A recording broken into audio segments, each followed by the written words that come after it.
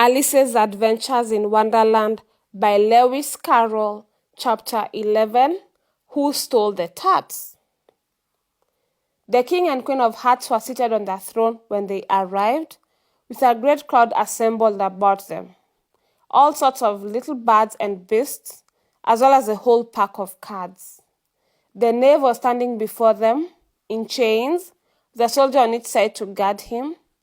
And near the king was a white rabbit, with a trumpet in one hand and a scroll of parchment in the other.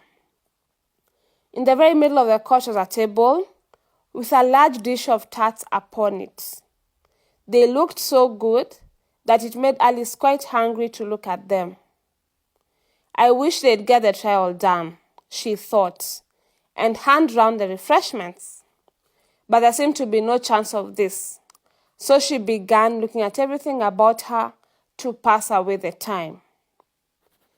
Alice had never been in a court of justice before, but she had read about them in books, and she was quite pleased to find that she knew the name of nearly everything there.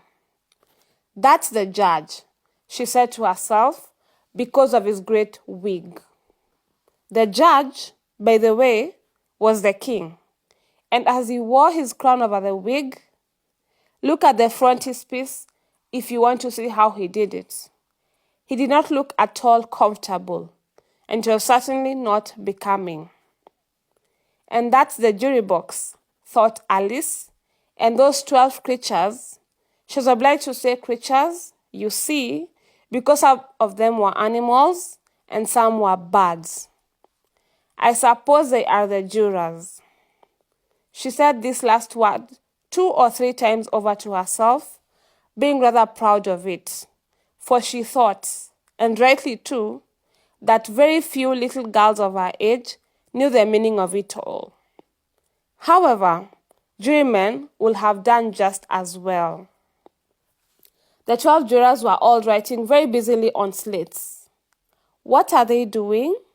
Alice whispered to the Gryphon. They can't have anything to put down yet, before the trials began. They are putting down their names, the Gryphon whispered in reply, for fear they should forget them before the end of the trial. Stupid things, Alice began in a loud, indignant voice, but she stopped hastily, for the white rabbit cried out, Silence in the court! And the king put on his spectacles and looked anxiously round to make out who was talking. Alice could see, as well as if he were looking over their shoulders, that all the jurors were writing down stupid things on their slates, and she could even make out that one of them didn't know how to spell stupid, and that he had to ask his neighbor to tell him. A nice muddle their slates will be in before the trial's over, thought Alice. One of the jurors had a pencil that squeaked.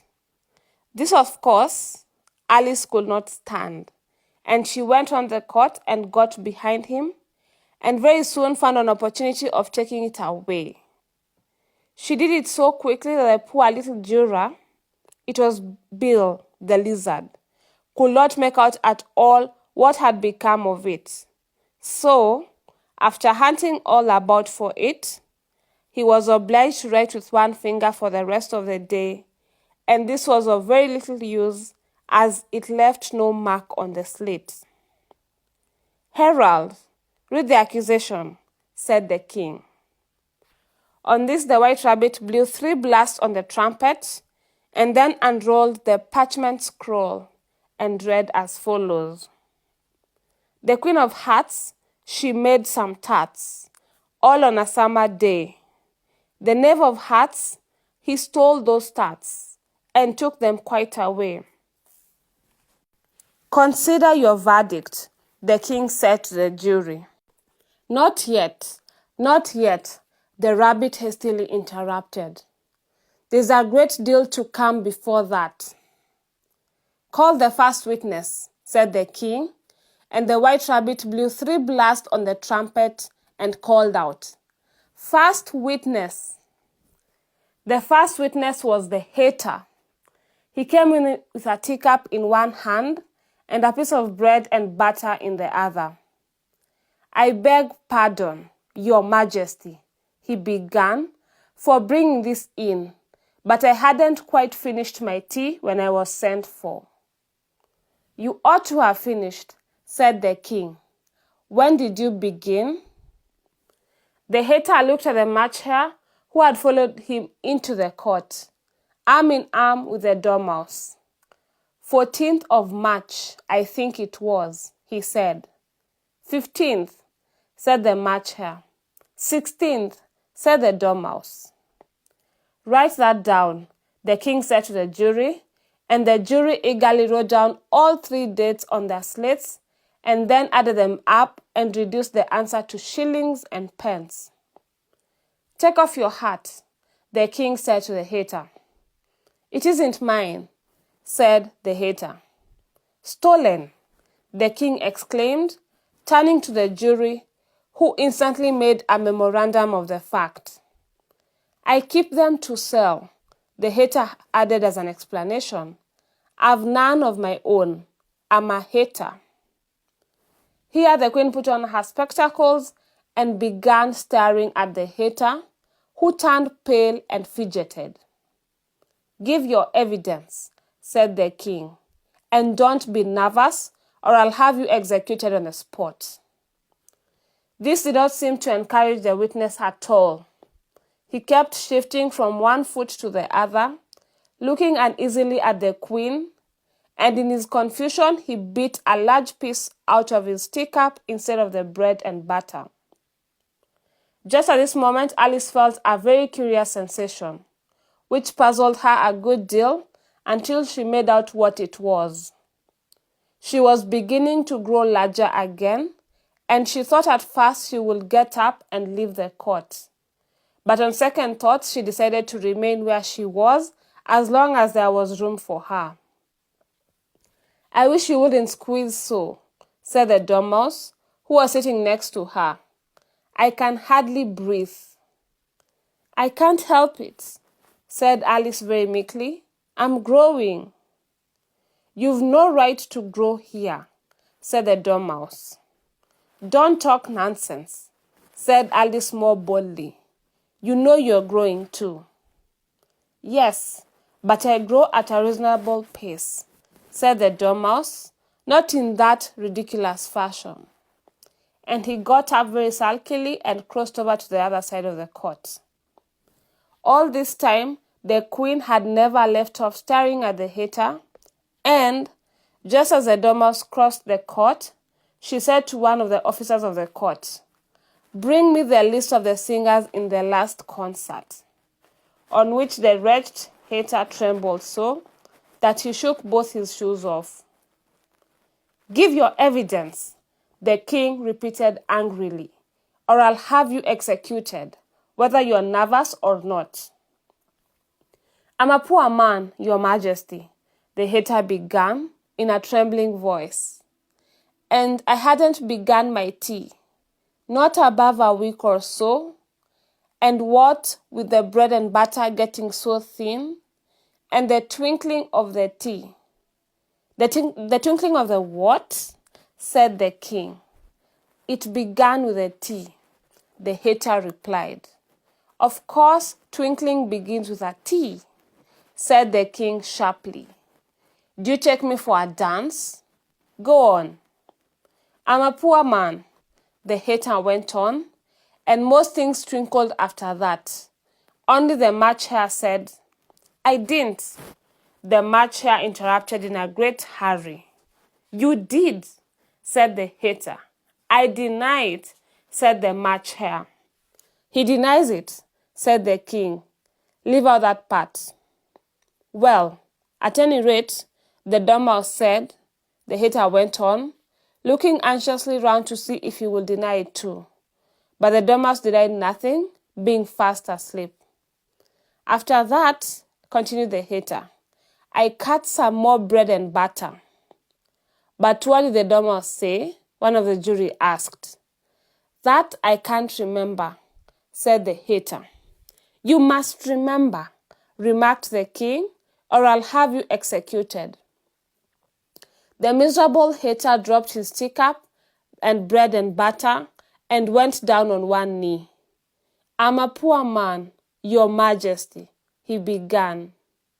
"You're a very poor speaker," said the king. Here one of the guinea pigs cheered and was immediately suppressed by the officers of the court.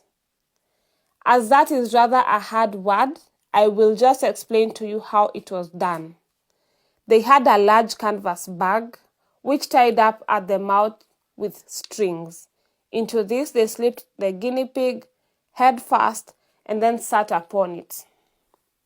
"I'm glad I've seen that done," thought Alice. "I've so often read in the newspapers, at the end of trials, there was some attempt at applause, which was immediately suppressed by the officers of the court, and I never understood what it meant till now."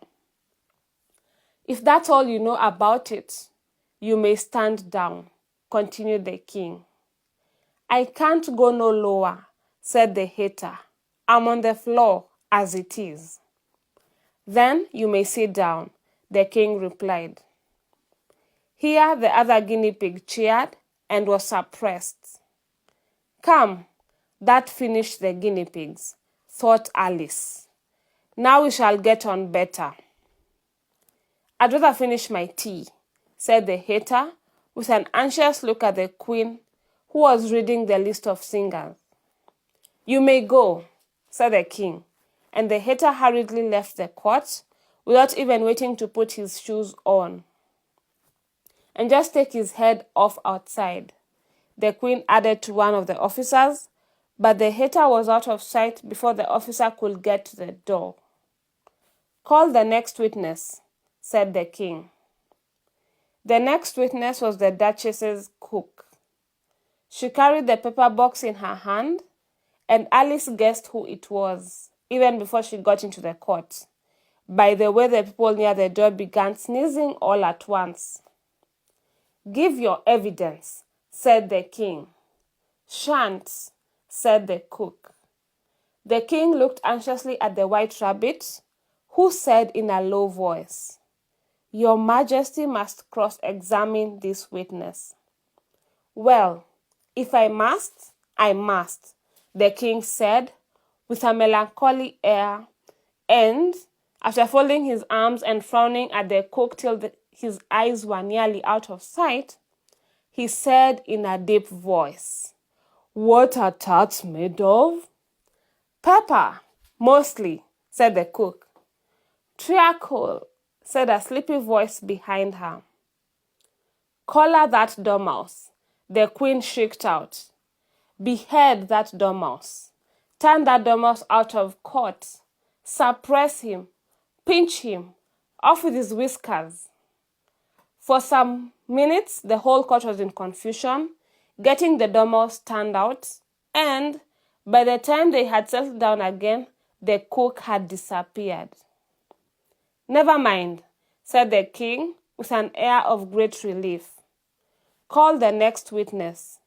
And he added in an undertone to the queen, "Really, my dear, you must cross-examine the next witness. It quite makes my forehead ache." Alice watched the white rabbit as he fumbled over the list, feeling very curious to see what the next witness would be like. "For they haven't got much evidence yet," she said to herself. Imagine her surprise when the white rabbit read out, at the top of his shrill little voice, the name Alice.